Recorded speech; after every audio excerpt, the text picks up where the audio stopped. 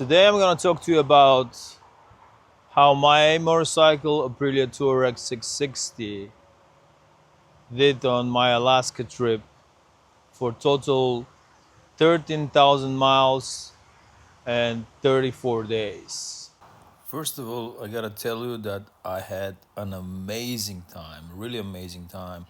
But in order to achieve that great time, I had to take care of my bike, and I'm gonna tell you what exactly I did to my bike in order everything to be successful.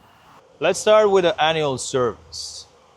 And what I mean by that is this, like a regular oil change, a maintenance if you have to do on the motorcycle before such a long trip,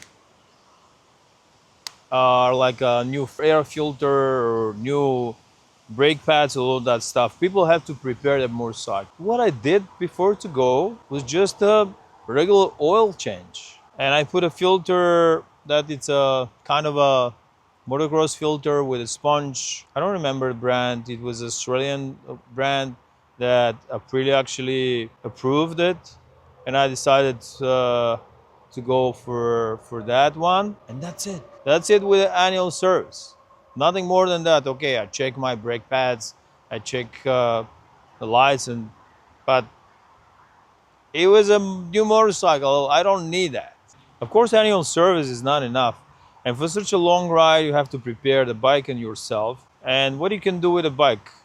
Install different modes, install different things.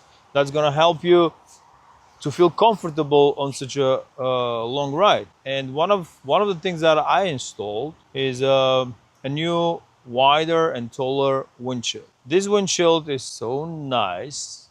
Nice probably it's not the right word, but the whole thing is that this windshield protects me really well from the wind and just like creates like a bubble around me. I think it's 4 inches taller than comparing to the OEM one, and 4 inches wider, like 2 on each side. And it's amazing. It's really amazing. But actually what I found is that because at the beginning it's going to be a lot of highway stretches, this was not enough. I wanted on the highway to lift my visor up and not to feel air, or not at all, but not much. And what I did was I installed an extension and I put it on top.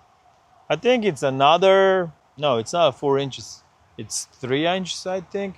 But the good thing is that this extension can go really up high, and you can adjust the height of the extension, go down, in the middle, and up high. I'm telling you, it helps a lot. And it's not just the wind, but up there you have a lot of bugs, a lot of mosquitoes. You cannot imagine how many of them actually end up there. And the thing is that one day I decided to lower it down. You know how many bugs actually hit my visor on my helmet? Like that day I realized how helpful that thing is. But I can tell you this, it's not related to the bike at all. If you want to film your motorcycle trip through the chin mount camera, you gotta be really careful how high this extension is. Because with the time, with the bugs, with the dirt and all that stuff, everything on the windshield and the extension become really dirty. And after that, after when you film it, you're gonna realize that you see a dirt, muddy windshield and nothing in front of you. I found this the hard way. But okay, that's it for the windshield. The other thing that I believe that is very important is extra set of lights, auxiliary lights. And the whole thing for me was not eye to see better, but to be seen. That was the whole idea to me. Because as everybody knows, many crashes are because they don't see us. And that's why I decided just to go with auxiliary lights. I was wondering what brand to get, what should I do, but I didn't want to spend a a lot of money on Denali or something like that. That's why I found a not bad Chinese brand. I had like hiccups with them, but at the end everything worked pretty well. And of course, what long trip motorcycles say, oh, I have a rule, I don't ride nighttime. Yeah, I have the same rule. And what happened? Of course, I did it once. I did it because I had to.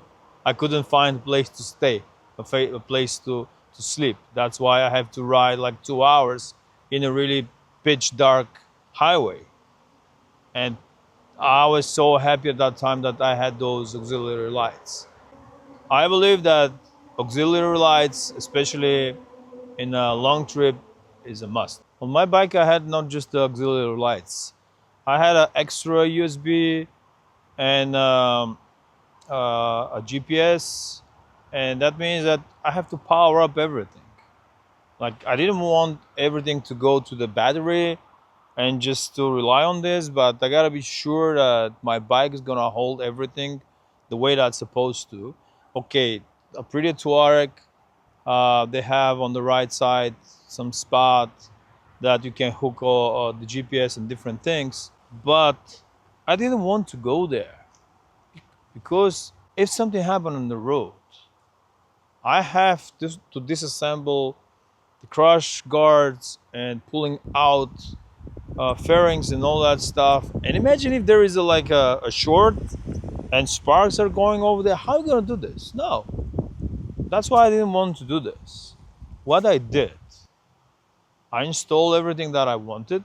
Then I run cables to the next to the battery, and I install a power control. The power control actually is gonna send a power to the devices only, only in that moment if the motorcycle is running and producing the needed current and voltage to the motorcycle.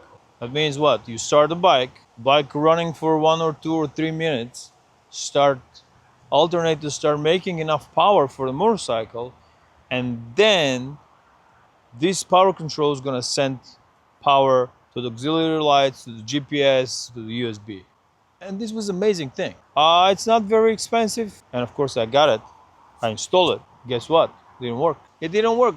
I contacted the company, and at the end they said, okay, there is a way. Actually, this thing it's in the manual. It says that you can connect it in the way that it's gonna give you the power right away, together with the bike and auxiliary things at the same time. I didn't want that because if I wanted this, I would just get two relays and I'm gonna wire up everything. I said, okay, let me connect it the way that they tell me to do it. See how it's gonna go. Yeah, it works the way that's supposed to. I mean, it's splits the power to the bike and to the auxiliary items. I contacted people and told them, hey guys, why you didn't tell me that this thing is not gonna work? And they say that actually for the other bikes works. For some of the Aprilia Tuareg works the way that I want it to work, but for many Aprilia Tuaregs, this thing doesn't work. And they say that it's something about the electronics because the voltage, it goes on the impulses. I don't know the details of that things, but I read some things, and they say for many of the Aprilia Tuareg owners, this thing doesn't work that supposed to work. One of the main thing that you're gonna carry with you is the luggage. And on adventure bikes, usually you set up the luggage right here on the rear seat and you strap it somewhere. But on this motorcycle, there is no way actually to strap the bags. That's why I had to install the rear rack. But at the same time, I install the side racks right here on the both sides. This from one side is gonna protect my motorcycle, like the back's gonna stay stable. It's not like moving around with the side racks. I'm gonna strap them here, and the bag is gonna stay secure. But the other thing that I really needed side racks is that this motorcycle produces a lot of heat, and this side racks actually protects the bags not to be burned. And I'm very happy with the installation that I have with this rack, the rear rack and the side racks. It's really sturdy, stable. For 13,000 miles, I didn't have any issues whatsoever. This thing for me. It's not just like fancy stuff. You just need this. That's a necessity. They have OEM from Aprilia, but man, the prices are ridiculous over there. Like I don't know what these Italians think about the prices. But yeah, I'm very happy with this. And if I had to do it again, I will from this specific brand. I'm so happy with that. To me, the other important thing about Alaska is the gas because it's such a stretch. Like you have to cover a lot of distance. You don't have many options for gas, and especially the final leg from Cold Foot to Prudhoe Bay, it's 240 miles. With my tank right here, I knew that I cannot cover this. That's why I decided to go and get the giant loop bladder. I took what, 2 liters? Yeah, no, 2 gallons. I'm sorry, 2 gallons giant loop bladders, and I'm telling you the truth. I'm so happy that I did it because I couldn't make it without this. Like I tried not to be very pushy on the gas. At the end, I went 200 miles, and the light went off on the reserve. I knew that I can go about, I don't know, 20 more miles with it, but that was not enough to reach Prudhoe Bay. I'll be like 20 miles away from Prudhoe Bay. And in my case, probably 2 gallons were a little bit more than I needed to have. Like 1 gallon will be enough. But yeah, you gotta be careful actually what you're doing with your gas. But this motorcycle actually did 200 miles with one tank, which is very good, very good. And talking about gas, I have to mention like the fuel consumption. Man, that's a topic that so many people have different opinions and ideas. I can tell you this, like with a ride on the highway about 60, 65 miles stop, you can go like 47, 50 miles a gallon. I'd say 48, something like that. But as soon as you open up the throttle, like 80, you go down to 42. That's a normal ride, like on the highway. But 2 days on the highway, I had extremely strong winds. Extremely strong winds. Left and right, the front of the back, like it was crazy days.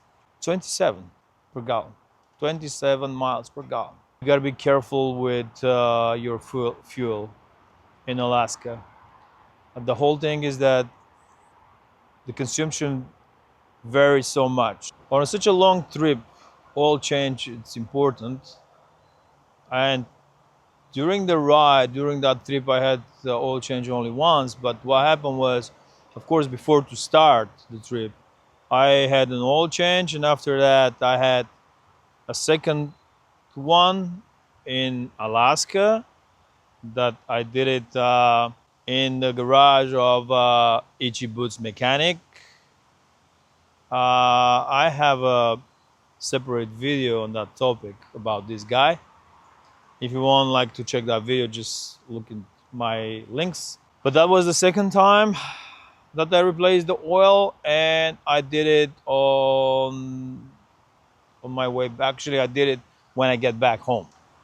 Was it the right way to be done for 13,000 miles? Yeah, it was okay because you just don't go stop and go, stop and go. No, I ride like 8, 10, 12 hours. I had couple times 14 hours a day, and you just keep rolling and give it a gas, and you stop only for fuel and keep rolling out. That's why the engine is okay. And also on top of that, I replace my oil usually about 5,000 miles. Here I had like a little bit more, but I'm 100% sure that the engine is fine. But yeah, there is a places that you can change your oil if you don't want to do it by yourself. That's not a problem. Another very important thing on the bikes is the suspension, of course. And in my case, I'm 220 pounds, which is about 100 kilograms. On top of my body, of course, I gotta put the gear, and on top of that, I have a lot of luggage, a lot of extra thing on a motorcycle. And the question is, do you have to change uh, your suspension? For this motorcycle, Aprilia Tuareg 660, I didn't do nothing with the suspension. I rode off-road, on-road, dirt roads, long highway stretches. Every time it performs really, really, really well. I saw a lot of motorcycles up there, like with so much gear on them, a lot of luggages, cases, and crazy stuff. I don't know if people do something on their suspension, but for this motorcycle, Aprilia Tuareg 660, the suspension is great. You don't need to change nothing. You can ride, as I said, off-road, on-road, dirty roads, gravel roads, highways, backcountry, small roads. That's perfect. You don't need to touch anything. The other important topic is tires. So many people ask me, okay, what tires did you use? What tires should I get? Is there a place to change the tires? Can I buy tires? Should I order tires in advance to send it to Alaska? Of course, I had all these questions. There is a lot of information in Facebook or internet, but you don't know which one actually is the information that's gonna suit you. I'm gonna tell you what I did. I started fresh new tires from New York City, Mitas EO7. I decided to go with those tires because in my previous bikes I have Mitas EO7, and I was really happy with that tire. And I was like, okay, those tires they're gonna suit me well till I reach Alaska, and in Alaska I'm gonna put a new set of tires. But I was like kind of didn't think straight because I was like, okay, I'm not gonna do. I don't know actually up there when the dirt starts exactly, but I was like, oh, everything will be fine, this and that. I went up there to Alaska, and I went to the Ichibut mechanic. As I said, I have a separate video on that guy. And he said, okay, I have tires for you. Let's replace them. I had still at least 1,000 miles on these tires, but I didn't have a chance like to go back and forth. It was in Anchorage, uh, just to play with the tires. And I was like, okay, let's do it. Let's replace the tires. And with those tires from Anchorage, I went up to Prudhoe Bay, and after that I went down to Utah Arches Park National Park, and then I went back to New York City. I used them for like a month, and I replaced again with the Mitas EO7 Plus. That means I needed two sets of tires to do that trip for 13,000 miles. If you ask me if I'll do the same thing if I go again, no, I'm not going to do the same thing. I would put first, when I start, I'm going to put tires that they're mostly for the road. You don't need them. Okay, if you have time and want to go some dirt roads or off-road before to go to Alaska, okay, do whatever you want. But for the road that I used, because most of the time here in the US I was on the highway, I didn't need those type of tires. I need street tires. And then when I go up there, but not in the Anchorage, I would replace them in Fairbanks. And over there, I would put some nice 50/50 tires, or if I have a chance, I'll go with like, I don't know, if there is something like this 60/40 or 70/30, something like this. And the reason that I'm go with a little bit more off-road oriented tires is the weather. If the weather is bad, the road is really bad over there. You need something just to grab and give you a push to the direction that they want to go. Because I had very close call and I almost went into the ditch. I don't know how actually I didn't do that, but okay, that's a different story. That's why it was because of a mud. And that's why I believe that if you go over there and if the weather is bad, you need really good tires. But yes, I wouldn't do the same thing. I'll first, as I said, the first tires that I will choose will be more street oriented, and after that, I'll pick a nice adventure style riding tire. But yeah, this is it. You need a good tire up there. Part of the maintenance on a motorcycle on such a long trip is the chain and of course the sprockets. What happened to me was when I went up there to Anchorage to Itchy Boots mechanic,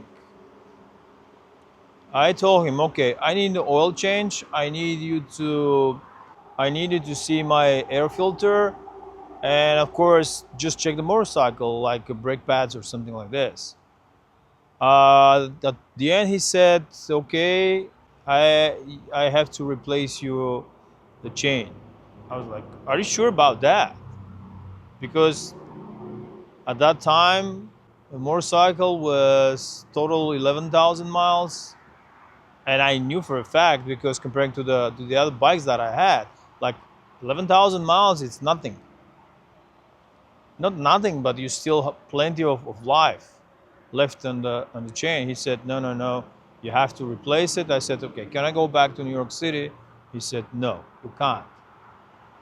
And I said, okay, just go for it. It's not a problem. Replace it. But what happened at the end when I went back home, that means 10,000 miles after that, because he was telling me, oh, with this chain, you're going to go 20,000 miles easy.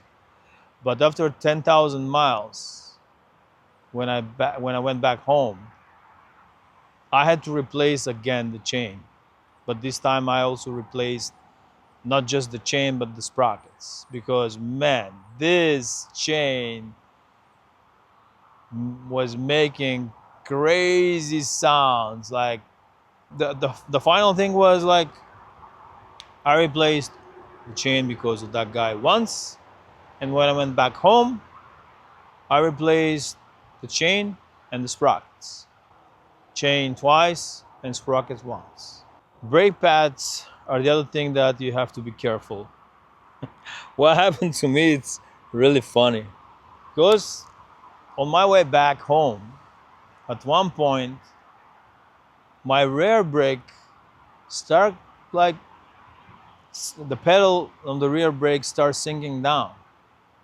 And I was like, okay, probably the rear parts are not in a good condition, and the brake fluid actually cannot pump them out, and that's why probably the pedal is sinking. And I was riding like that for easy 3,000 miles, 4,000 miles. I replaced them. My pedal on the rear brake was still sinking, and I also saw that okay, the brake pads were not in very good condition, but I have at least still 40% left of them. That means I could use them if I wanted to, but because I already bought new, I said why, I don't need those. And I start looking what is going on. Why it's like that? Should I have to like pour more brake fluid? And what I discovered was, actually I didn't discover myself, a friend of mine saw it. I lost the pin that holds uh, the the brake pedal, and there is a, I don't know the exact name, but a rod that's the brake, that's the pedal, and there is a rod that moves up and down and pushes the pump. This pin was gone. I just lost it somewhere, and when the pedal is pushing up that rod, there is a lot of movement there. That's why actually my pedal synced. The whole story is this: brake pads are important. You have to check them regularly, but man, be careful with the other stuff around them because this could end up in a really different scenario. But yeah, for me, I replaced brake pads once, and I replaced them because of my stupidity. Another questions that many people ask is, what mode should I use? Yeah, these days all the bikes, not all the bikes, but many bikes has a different mode, like a rain mode, street mode, road mode, off-road mode, any modes. Many people ask what mode should they use. What I did, to me, for this 13,000 miles is this: on the road, on the highway, I use Explorer mode without any extra adjustments or change the settings or do something.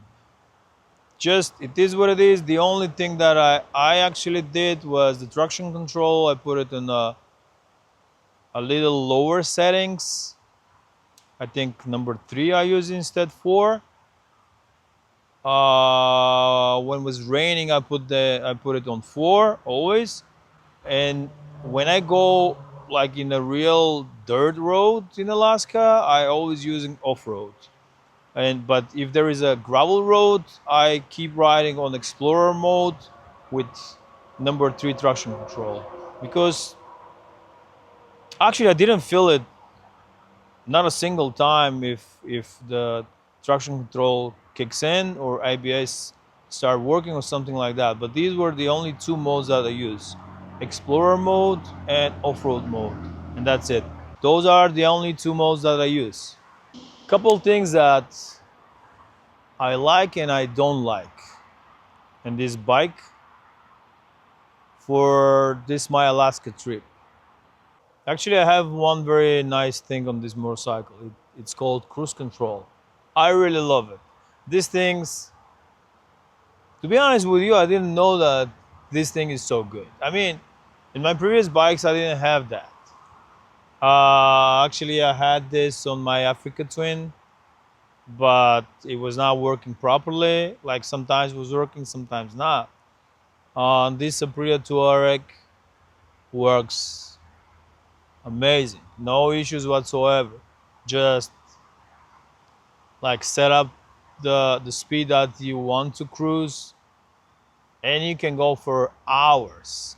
And this actually helps you so much. For me personally, what I do, it's not just a highway. If it's an open, like nice road with a long stretch, I just set up the cruise control instead to be focused on the gas, and start like looking around.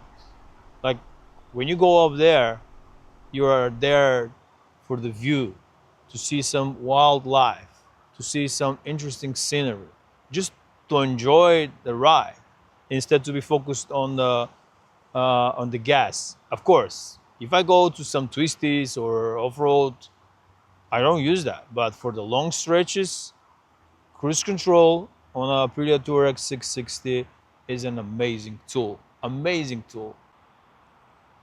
It's not easy to find things that you don't like, at least for me, for this bike.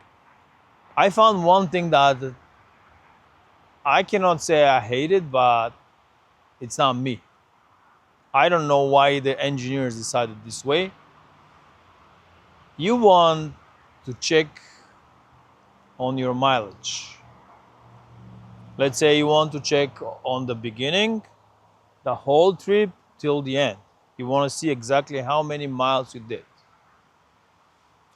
The only way to do that is to use the main odometer, like to write it down on what mileage you start and write it down what mileage you finish. There are trip A and trip B. And first, on trip A, I'm gonna set up the 0 mileage. This is gonna be the beginning. And when I come back, I'm gonna see how many miles exactly I did. And on trip B, I wanted to use it as a daily odometer just to see how many miles a day I do. This one works. Yeah, that's fine. It works. But the first one, the trip A, it's not possible. It works. Don't get me wrong, it works, but not the way that I want to work. What Italians did on those trip A and trip B is you start from 0, and the maximum mileage that you can count on this trip A and trip B is 1,000 miles only. 1,000 miles only. That's it. No more than that. As soon as you hit 1,000 miles, it starts from 0 again. Why? Why are you doing all this? Just keep it like counting miles and miles and miles till the moment when you reset it to 0. That's it. This will be the best thing. I just don't understand, and I'm sure that this is just a software. Nothing crazy, but I try a couple of times. No, every time when you hit 1,000, it just resets automatically. That means, thanks God, that when I start my trip, actually I have it on camera and I see how many miles I have. But yeah, this is the thing that I don't like. What I like, everything. This is the bike that I really love. This is the bike that I would go again now on such a long trip. Like, doesn't matter where, Alaska or some other directions. But yeah, this is a motorcycle that I really like. But what actually happened was I accidentally discovered, I don't know if anybody talks about that. I've never seen any information about this. Turn signals. You're on a highway. You pull the left turn signal. You're just taking over a car, and you forgot to turn the signal off. No problem. About 10 seconds later, it turns off automatically. The first time, because there was a lot of cars I was passing, and I was like looking in the mirror just to be sure that I'm safe, this and that. And at one point I saw that the turn signal is off. I was like, I don't remember to turn it off. Second time this happened to me, and I just start thinking, okay, obviously it's going off automatically. And I tested, yes, it does. The right turn signal, I don't know why, but goes off, like turns off, not on after 10 seconds, but after like 12 seconds. I never really count exactly, but I was like counting in my mind how many seconds actually left, and I believe that the right one is on 12 seconds and the left one is on 10 seconds. It's a really interesting way to turn them off. I don't think it's just my bike. Probably any Aprilia Tuareg is like this. I'm not quite sure, and I've never heard anybody to talk about this. But this is my discovery. But yeah, in general, this is my thoughts about this motorcycle. And if you ask me if this motorcycle is reliable, my short answer will be yes. This motorcycle is reliable. And I can't say anything different than that. I went to Alaska for 13,000 miles. Right now I have 21,000 miles on the clock on this motorcycle without any issues whatsoever. Not a single one. I'm not talking about pads and chain and sprockets. This is just a regular maintenance.